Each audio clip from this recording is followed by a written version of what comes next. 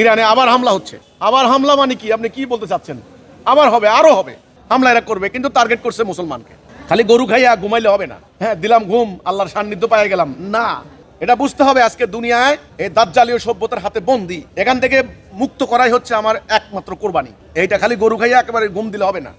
Syndicate দেশের ভিতরে যেমন একটা বাজারে যেমন সিন্ডিকেট থাকে, বাজার কন্ট্রোল করে, বিশ্বের মধ্যেও কিন্তু এরকম বিশ্ব মোড়ল তারা সিন্ডিকেট, তারা তেল ব্যবসায়ী, বড় বড় তেল ব্যবসায়ী। এরা আমেরিকার রাজনীতিতে এরা প্রভাবশালী, ইউরোপের রাজনীতিতে এরা প্রভাবশালী, এবং সৌদি ধনকুবের এই প্রিন্সগুলোও কিন্তু এই সঙ্গে আছে।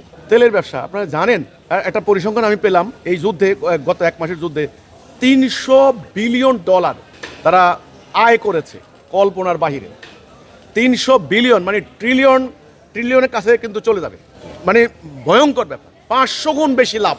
যুদ্ধ বাধায় দিলে তেলের দাম বাড়ে, আমাদের দেশে বাড়ছে না, মুহূর্তের মধ্যে বেড়ে গেল। এই টাকা কিন্তু ওরা পাচ্ছে। তো ওদের কয় টাকা খরচ হয়? আপনার নাইলে 50 বিলিয়ন খরচ হলো, আর মারা যায় তো ওরা মরে না, আমরা মরি মুসলমান, সম্পদ ধ্বংস হয় আমাদের। তো ইরানে হামলা করবে, এখানে ফুস করে একটা মারবে, ওখানে মারবে, এগুলো হলো ব্যবসা। এখানে তেলের ব্যবসা, এখানে অস্ত্র ব্যবসা, এখানে মিসাইল ব্যবসা, এখানে বিশ্বের মধ্যে আধিপত্যবাদ, এখানে একটা ভয় আতঙ্ক মানে কায়েম করে রাখার। আর ওরাই মানবতার কথা বলে, ওরাই মানে আতঙ্ক মুক্ত বিশ্বের কথা বলে। নো, এই জন্য আল্লাহ বলছেন যে আল্লাহ খাউফুন আলাইহিম ওয়া লাহুম ইয়াহজানুন, যারা আল্লাহর হেদায়া অনুসরণ করবে, ফাইম্মা ইয়াতিয়ান্নাকুম মিন্নি হুদা ফামান তাবিআ হুদায়া ফালা খাউফুন আলাইহিম ওয়া লাহুম ইয়াহজানুন।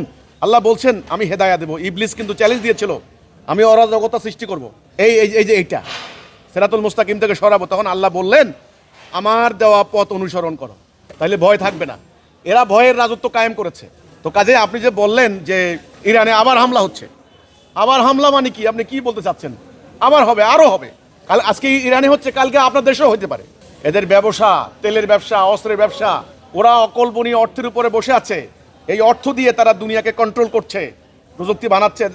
দেখেন না, মহাশূন্য জয় করছে তারা, বিশাল ব্যয়বহুল প্রকল্প। এটা আমরা গরিব মানুষ চোখেও দেখবো না। তো কাজেই এটা হলো তাদের একটা মানে যুদ্ধ অর্থনীতিকে চাঙ্গা করার একটা নয়া কৌশল।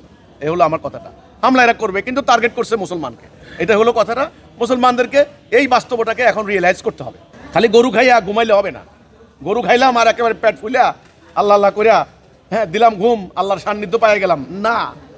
নো, এটা বুঝতে হবে আজকে দুনিয়ায় এই দাজ্জালীয় সভ্যতার হাতে বন্দী। এখান থেকে মুক্ত করাই হচ্ছে আমার একমাত্র কোরবানি। এইটা খালি গরু খাইয়া একেবারে ঘুম দিলে হবে না।